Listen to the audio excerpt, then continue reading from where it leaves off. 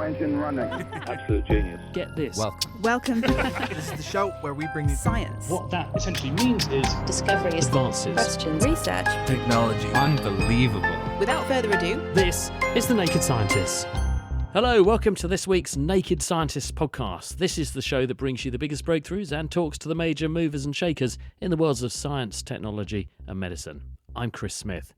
Coming up, the major collision in the English Channel, but how did it happen and what are the consequences? Also, we talk to the team gearing up to tackle engineered pandemics. Yes, that does mean man-made outbreaks.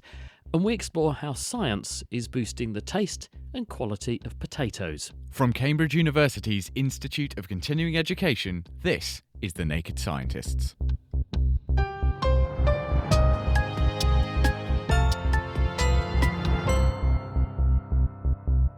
First this week, police have begun a criminal investigation into the cause of a collision between a cargo ship and a tanker in the North Sea. The Portuguese-flagged Solong and the US-registered tanker Stena Immaculate crashed off the East Yorkshire coast with thousands of barrels of aviation fuel leaking into the sea in the aftermath. Simon Boxall, who's an oceanographer at the University of Southampton, has been telling me what happened and what the environmental impacts might be. As far as we can tell, the Stena Immaculate, the vessel carrying this jet fuel, was at anchor about 10 miles off the coast of Hull. And the other vessel, the Portuguese-flagged Solong, crashed into it at full speed, about 15 knots, and it was travelling from the north southward into the North Sea. We don't know why or how the Solong managed to hit the Stena ship, but we do know that it hit it square on and it caused extensive damage, damaging both hulls and interlocking the two ships. Are there not kind of technologies, in fact decades old technologies, that are at play to stop this kind of thing happening? Things as simple as radar, which these ships should by law have to be using. There are. These days, the technology is amazing. You know, on the ships we use, if I go off to the bridge, the radar is no longer the old-fashioned radar of a sweeping hand showing blips on the screen. These days, modern technology means the radar is superimposed onto a chart. The chart includes the location of the ships, so the ships don't just show up as blips, but actually show up as ships, because the ships themselves transmit a sort of an ID, a bit like aircraft do. And so you can see as the sort of chart illuminates, you actually get a picture of the ship on the chart with the name of the ship, what it's doing at anchor, along with its size and even its cargo sometimes. So if they were watching the screen, whoever's on the bridge was watching the screen, then the Stena Immaculate should have shown up very clearly miles before the Solong hit it. But equally, the ship at anchor would have been watching these screens. They would have seen a vessel on a collision course, and it's up to them also to be proactive, because the regulations for preventing collisions at sea say it's everyone's responsibility. So shouldn't they have been jumping on the radio and saying, approaching vessel, you're on a collision course? We don't know if they were or not. There's not enough information yet. But several people have said, well, why didn't they just up anchor and move out of the way? The problem is that on a vessel like the Stena Immaculate, first of all, you've got to raise the anchor, and that's not a trivial task. We're talking about 20 minutes, half an hour. But also, you've got to fire the engines up. These aren't engines that you can just sort of put the key in the ignition, turn the ignition on, and move off like a car. These things take time to fire up. I won't use the word steam because they're not steam driven, but enough sort of power to then be able to move. So there's no way that the Stena Immaculate could have moved out of the way. And the rules are fairly clear. You know, if you've got a ship that's at anchor, there will be a watch on the bridge at all times. But the watch on the bridge may not have realised that the Portuguese ship was heading straight for them until quite late on. We don't know yet whether they did send a transmission to say that the ship was on a collision course. Time will tell when the inquiry comes out. What are we most concerned about now then? Two ships collided and we had this huge fireball. And the initial concern, obviously, is for life and loss of life at sea. The fact that, tragically, they lost one person from the Solong, or rather that one person's missing and assumed dead, is terrible. But given the scale of this collision, given the number of people involved, and given the size of that fireball that we all saw, the fact that there were not more casualties or deaths, I think, is quite miraculous. The two ships were interlocked, and obviously the initial concern is to put the fire out. It's too dangerous to go onto the ship. The jet fuel itself is quite toxic, so you don't really want to get too close to it without the right equipment. And there was, of course, early concerns that the Solong was carrying 15 containers of the very highly toxic sodium cyanide, which when it's hot, you have a fire blazing and it hits water, becomes quite dangerous. It becomes a sort of a hydrogen cyanide. So there was caution, I think, before rescuers could move in to actually start securing the ships. There was concern that the Solong would sink. They were quite happy that the Stena Immaculate was stable. The concern then is in terms of pollution. Now, the Stena Immaculate didn't lose as much jet fuel as was at first feared. The other tanks remained intact, and that really is a good indication of modern rules and regulations on ship sort of structure and construction. The Solong did lose some containers. We don't know what was in those containers. There will be some pollution incidents. There will be some impact. But I think the impact that we're going to see is far less than it would have been had the entire ship lost its cargo, both the Solong and the Stena Immaculate.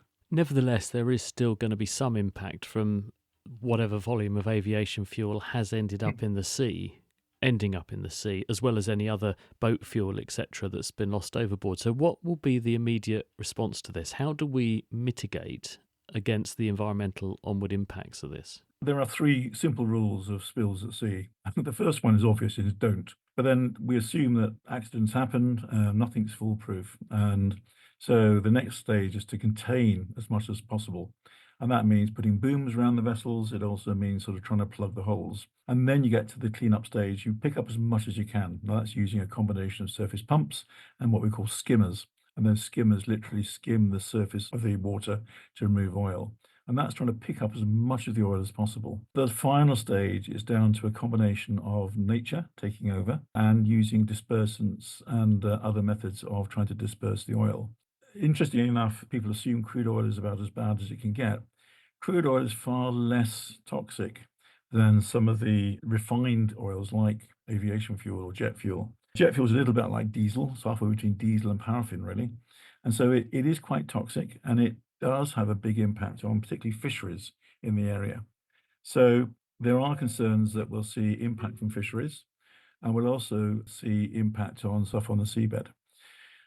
Now, the volumes, as far as I'm aware, that have been spilt are relatively small, and a lot of the stuff that was spilt, as we saw from the fireballs, has burnt off. So it's transferred the pollution problem from the ocean to the atmosphere.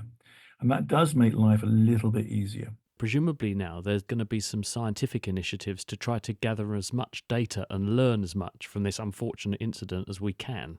Absolutely. I mean, when we work in oil spills and we're looking at the science of oil spills, which I do, we are ambulance chasers at the end of the day. Obviously, and rightly, the public get concerned if we would go around and dump loads of oil into the ocean for research purposes. So we have to make the best of incidents like this, just to look at, first of all, how the oil behaves.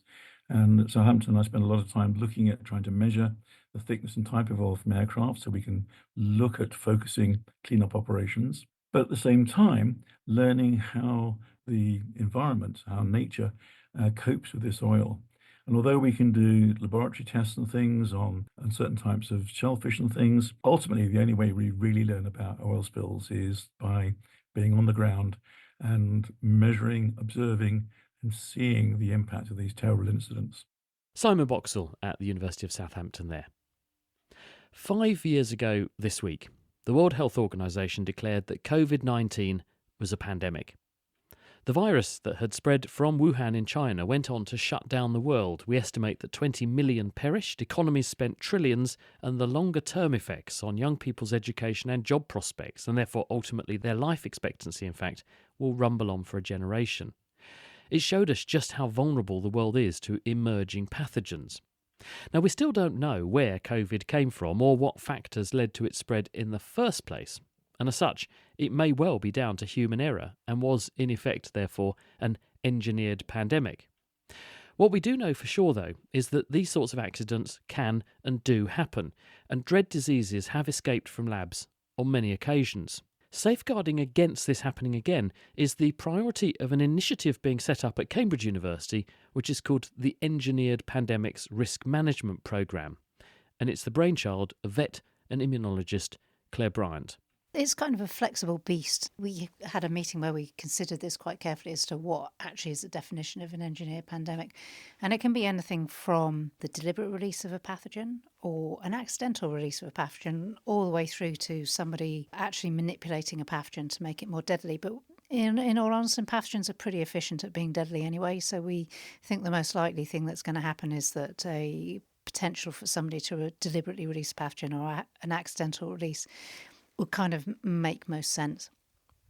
Who's actually got the potential to do something like that? Do you need to be a government level actor, or could someone just do this in their garden shed? You do need the right facilities to handle these things. And we've also thought quite carefully about this. I mean, overall, we think it's not highly likely. We think it's possible, and it's that possibility that we're really considering.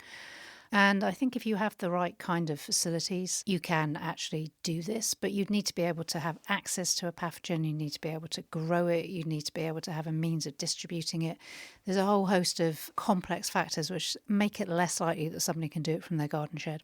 So it's more the idea that accidents happen, and we need to be prepared for the fact that if you're working on these things, you could accidentally see one escape.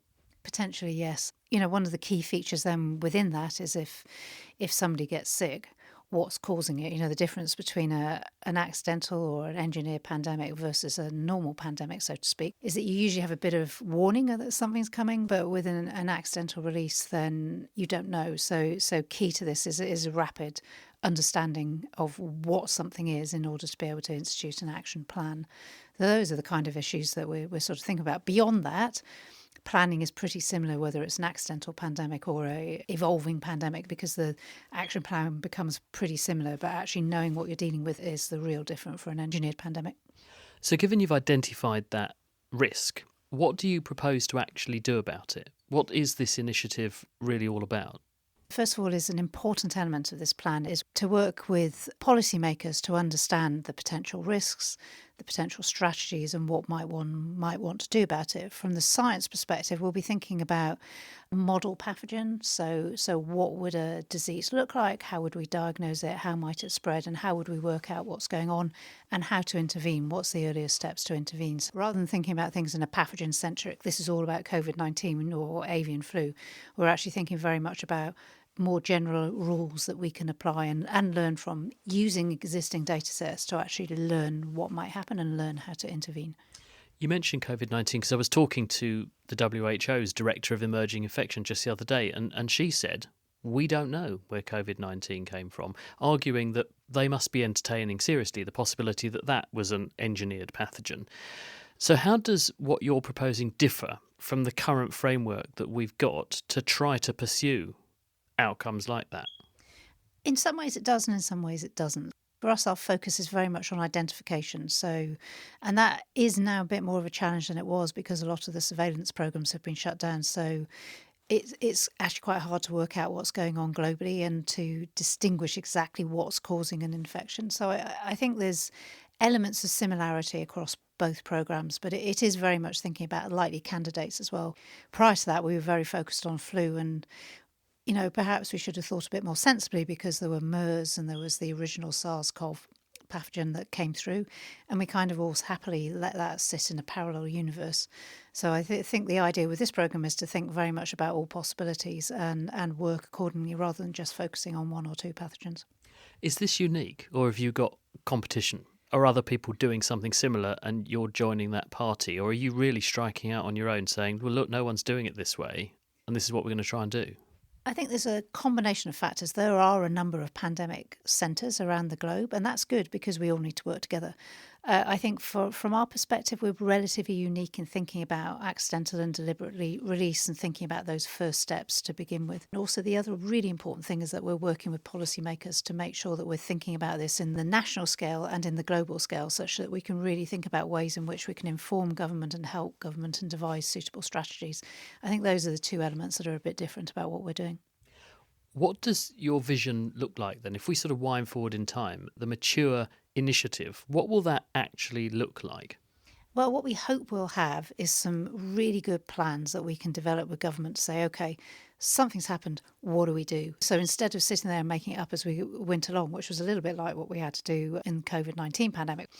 So what we're really trying to think about is have formulated plans that we can work out what we would do, almost like a roadmap. What's the ideal roadmap you need to deal with a pandemic when it arrives? Also, importantly for me, most people that get an infection, a pandemic-like infection, the people who die tend to die from a very severe inflammatory response. And so we're reopening therapeutics to actually look at this area, which had been relatively neglected. And it was really clear during the COVID-19 pandemic that this is what was killing people. So it's elements in and around that we'll be looking at: detection, intervention, treatment and prevention.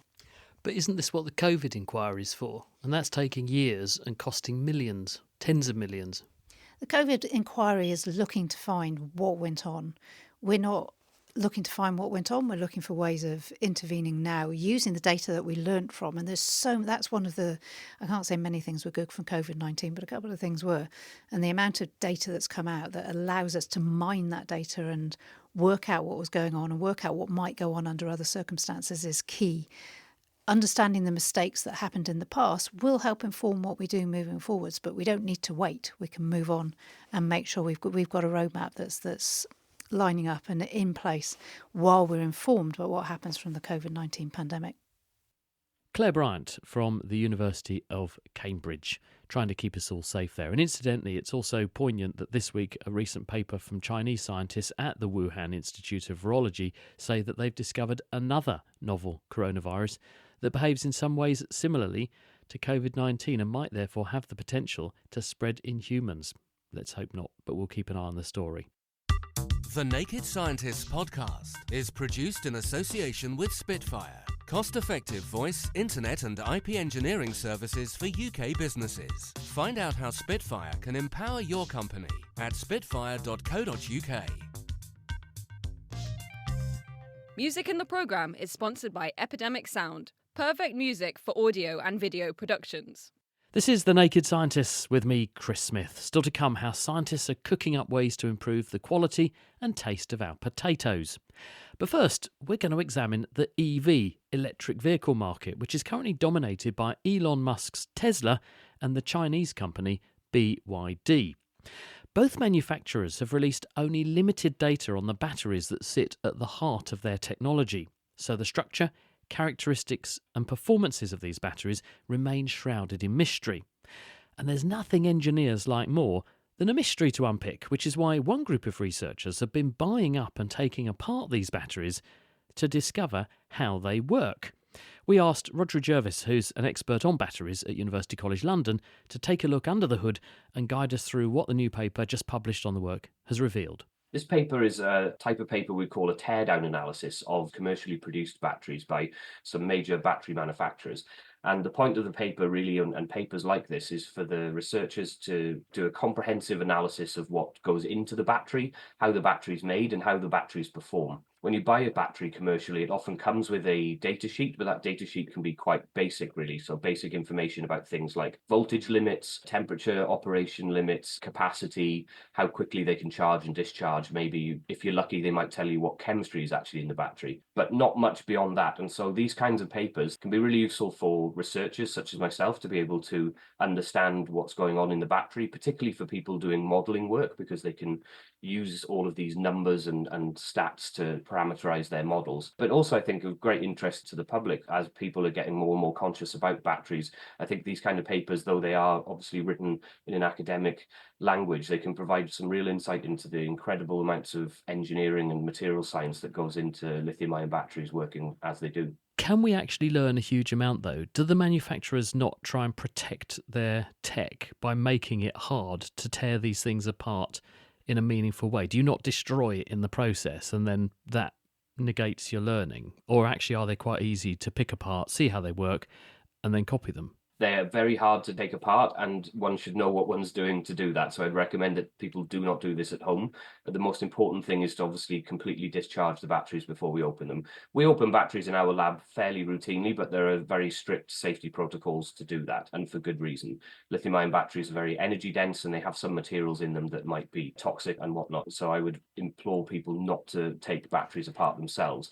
And because of that, I guess people see batteries as a bit of a black box. It's something that you don't really get to see inside all that often.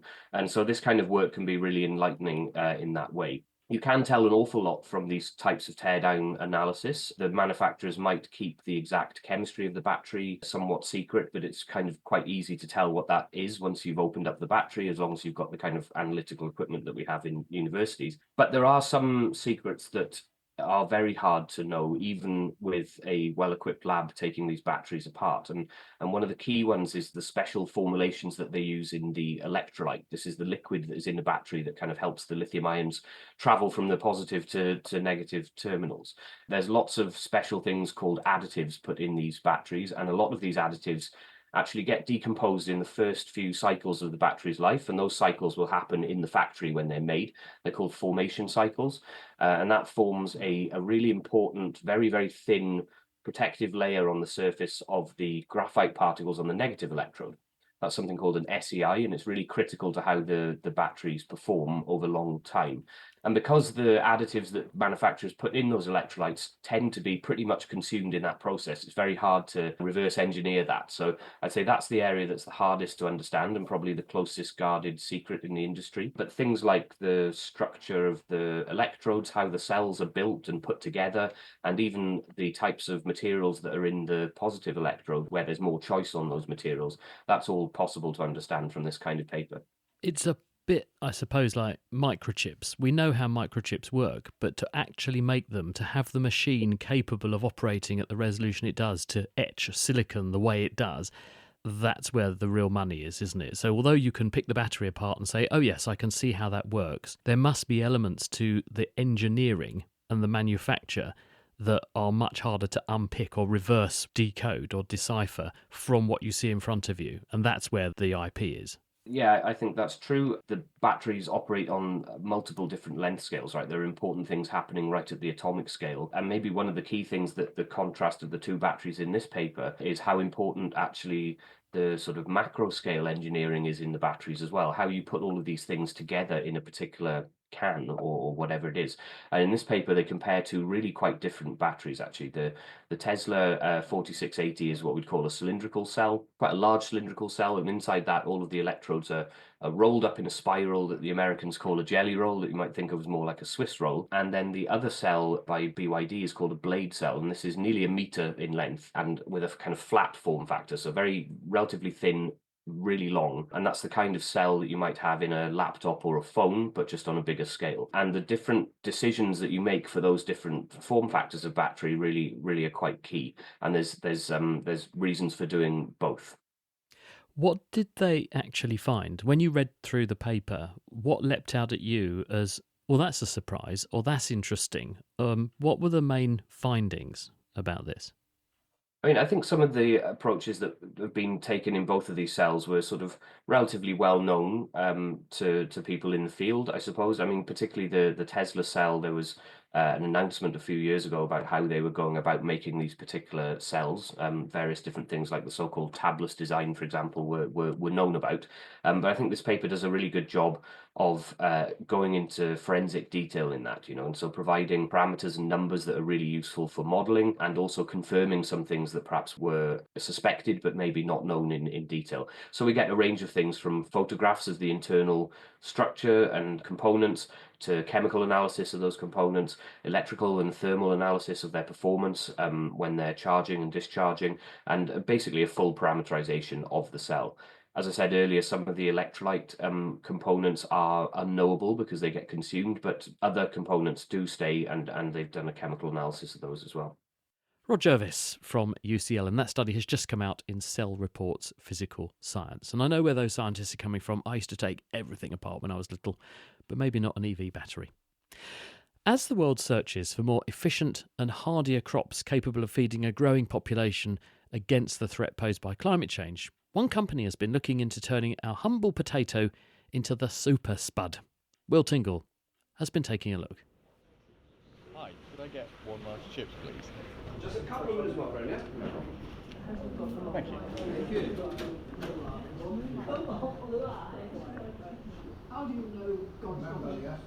Potatoes. Boil them, mash them, stick them in a stew. We love potatoes here in the UK. In 2023, the average person here ate 66 kilograms of spud. But the potato is in a spot of bother right now. Extreme weather conditions like flood and drought are lowering the number of potatoes we can harvest here in the UK. Brexit has caused a labour shortage, meaning new potato farms are struggling to stay afloat. Further afield, Russia's invasion of Ukraine has greatly reduced the number that we can import from Europe's breadbasket. And because of all these factors, the impact of any wasted potato is now felt exponentially more. So to see what's being done to combat these problems, I headed up to Beehive Innovations in Lincoln to see what their game plan is now that the chips are down. Hello, my name is Vidyanath Gururajan. I am CEO of Beehive Innovations Limited, and we are a commercial R&D business in agriculture. In the pantheon of food, why did you go for the potato? I've spent nearly 2 decades of my life in the world of potatoes. Potatoes, one of the largest growing staple crop. It's exposed to a lot of climate change implications that we are facing. Now, I watched a documentary not too long ago called The Martian, in which a man called Mark Watney was stuck on a red planet. He seemed to subsist quite well on just potatoes. Is that another reason why you might have picked them, because they are pretty omni-nutritious? I'm biased, but I would say yes. Potatoes and milk, I think the satiety that it brings can last longer. And was there a particular species of potato that you've focused on? In this particular aspect of the project that we are looking at, we got Solanum tuberosum, which is a variety that we picked called Mary's Piper, which is most known and used variety in the UK. The second one that we picked for our experimentation is Solanum foreca. But you then make it a hybrid potato, bringing foreca and tuberosum together to create these varieties. So then what are the, I won't say design flaws, but what are the aspects of the potato that you're hoping to improve? We are in an era where I like the challenge, but this is a very interesting challenge that we are facing as anybody who grows crops, literally, because you got extremities of climate change happening that you're seeing, whether it's too wet, not water at all, too much of sun, not sun at all. That has an implication on the crop. The second thing that I would like to say is we are in an age where everybody is racing towards net zero. At the same time, the chemicals that we used to increase the productivity and therefore yield in the crop during industrial revolution and agricultural revolution are being steadily withdrawn, rightly so in certain aspects, because of the pesticides used and everything else. And then finally, we also want the food to be cheap as much as possible. Simply put, these are conflictory challenges. A continuous improvement or status quo won't solve these problems. If we have to solve these together, I strongly believe we need to break that glass ceiling, and that's where the innovation comes in. And in this particular subject, I see gene editing as a very useful tool which could help us fast track our innovation to solve those challenges that I mentioned. So the key to unlocking a potato's potential lies in its genes. We all have a recipe book in our DNA that dictates how we look and act, and the potato is no different. The genes dictate how well a spud grows, how quickly it cooks, how resilient it is to hard knocks that would render it otherwise pretty inedible. So if we can tweak the genes responsible, perhaps we can turn a puny potato into a super spud. Hello, my name is Barbara Correia and I am Principal Research Scientist here at Beehive Innovations. How do you know what you're looking for? As in, how can you look at a strand of G's, C's, A's and T's and then go, that is what we want to alter or omit. This is what we want to do in order to make it hardier or quicker cooking, as opposed to something else where you look at it and go, oh, that's just skin colour. I don't want to touch that bit. We have what is called reference genomes. So when you sequence and you have the information of the entire genome, you get this entire information. This is part one. Part two then is actually a combination of what you have now acquired as your sequence genome and what you already know from other works that other scientists have done in the lab regarding these traits. So each trait, each capacity, ability of an organism will be defined with a gene in its genome. So we know which genes will allow a potato to cook quicker or to not bruise as easily. So once we know what to look for, we go to our big puzzle and we find in our Maris Piper what it is, and that's the one we will target in our studies. How do you then alter that gene in order to make it into what you want? We use a technique called CRISPR-Cas9. So this technique is actually not new. It's a method that was adapted from a naturally occurring process in bacteria. So bacteria use this to defend themselves from virus, meaning bacteria are able to cut pieces from infecting viruses and insert them into their own DNA. So this entire technology is based around this. And the way we do this, we use something called guide RNA. So this will tell the CRISPR-Cas9, which is this enzyme that will cut where it should cut. So we use this guide RNA that's now, for example, targeting our bruising resistance gene. We take it there with our guide RNA, and then CRISPR-Cas9 will cut it. What this cut makes is that it will inactivate this protein, this enzyme, so it's a protein with a function. In this case, the function is to make the tuber go black. So we cut it, and it no longer works, meaning the potato now will be more resistant to bruising. The beauty of this is because you are targeting just a very small fraction of your organism, the remaining genome is exactly as it is. So we don't expect any unintended consequences in this organism after doing this process. That's reduced bruising. Are there any other aspects of the potato that you've been looking to snip out? Within this project, we're also looking at cooking quicker. And the reason for this is there are a few studies that have looked at the foreca, which is this wild relative of our common potato, that cooks much quicker in double of the time. So we are also targeting this gene within Maris Piper. So this will have implications to make, for example, use half of the energy when you need to cook it without, again, hopefully any other effects coming from it. Yeah, I cannot wait for the day where I don't have to spend 30 minutes stood by my potatoes waiting for them to boil.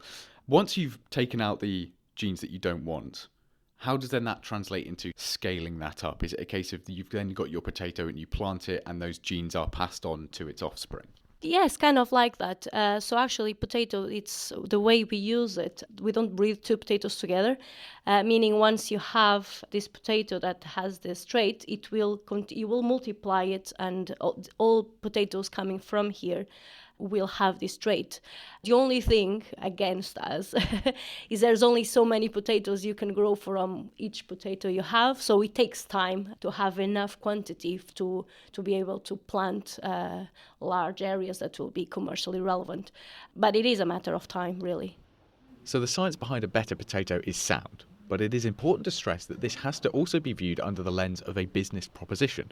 Whilst being a supreme technical achievement, having a better standard of spud is not much use unless it can be rolled out into supply and onto our plates. So how does this scientific wizardry translate out into the wider world? I would like to say it's very simple, but it's as complicated as gene editing, because it's not simple in aspect of there's a new variety, let's just go and put it in the market. None of this has been nailed in terms of like this is how we're going to do it, because it's very much in its infancy. Let's say the policy terms. So what classifies a variety? A variety, it has to be distinct. So if you are gene editing a variety, does it become a new variety or as part of a existing variety? Second thing is the consumer acceptance. As much as this is fun doing the science, would a supermarket list in their SKU a gene edited potato? And what are the implications of labeling? What are the implications of the consumer understanding the difference between gene modification, which is not what we are doing, to gene editing? So there's a number of things that between us that we all need to navigate and come to a arrangement where we could see this becoming a gene edited variety that you can buy. I do have my hope that within 5 years' time, we should be in a position where these things have been sandboxed, released, and accepted. You've got your potato. It looks great so far. But as you said, there's a wide range of foods out there that you're not so much competing with, but you are alongside. Do you ever believe that you might be crossing into a different type of food to create a more durable, better version of them too? I firmly believe gene editing is it will become a very important tool, if it's not already, in the minds of people who are breeding crops. Our team now is working on onion crops, strawberries, a lot of brassica crops, and much more. So these things tend to start with humble spud and spread along any other crops that we can find that we can take value out of. Vijayanath Gururajan and Barbara Kuraya there in conversation with Will Tingle as Beehive Innovations moves forward in creating their perfect potato. And that work has been carried out with the support of UK Research and Innovation. Well, now it's time for Question of the Week, and this time listener Elaine is asking about thalidomide, a drug for morning sickness which caused severe birth defects in babies born in the 1950s and the early 1960s, but in fact is still used in the clinic today for certain conditions. Hello, thank you for all your hard work producing such a fabulous podcast. My question to you is, my mum is a thalidomide baby and as a consequence has a misshapen hand. No issues that we are aware of have been passed to my brother or myself, which seems to be the case for others in a similar situation. Why is this the case? And is there any risk of faulty genes being passed to future generations via my brother or myself? Thanks very much. Bye. Thank you, Elaine. Thalidomide is a drug that was used to treat morning sickness and sleeping problems in pregnant women in the 1950s and early 60s.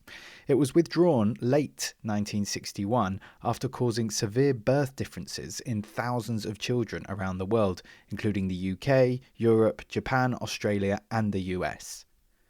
The most stereotypical effect of thalidomide on the developing baby was to the arms, but it manifested in other ways too. To tell us more and help us answer your question regarding you and your brother, Elaine, here's Neil Vargason, Professor of Developmental Biology at the University of Aberdeen. Thanks, James. In addition to the presentation you mentioned, thalidomide could and did cause damage to most of the tissues and organs of developing babies.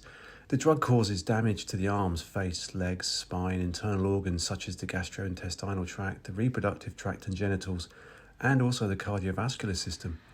Though no two survivors have the same precise damage patterns due to the differences in the timing of exposure.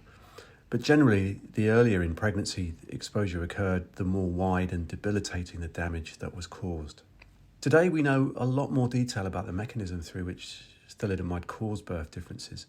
Not by directly altering genes at the DNA level, but it does it by interfering with the product of these genes, causing them to misdirect the correct instructions to developing tissues and organs, and also through affecting the forming blood vessels.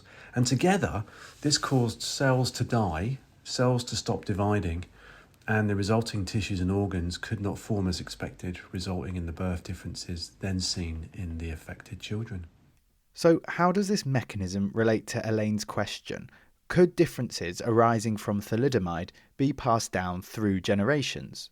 Since neither you nor your brother Elaine inherited a genetic mutation from thalidomide exposure, there is no increased risk of passing any faulty genes to your children. Indeed, we now know that thalidomide is not a mutagen, that is, a compound that can alter DNA. It is known as a teratogen, that is, a chemical from external sources that following exposure during development causes harm to the forming baby. Other examples of chemicals or drugs that act on the embryo but not by altering the DNA of genes, include alcohol and sodium valproate. So Elaine, fortunately, there's no risk of a thalidomide survivor passing on their differences to future generations.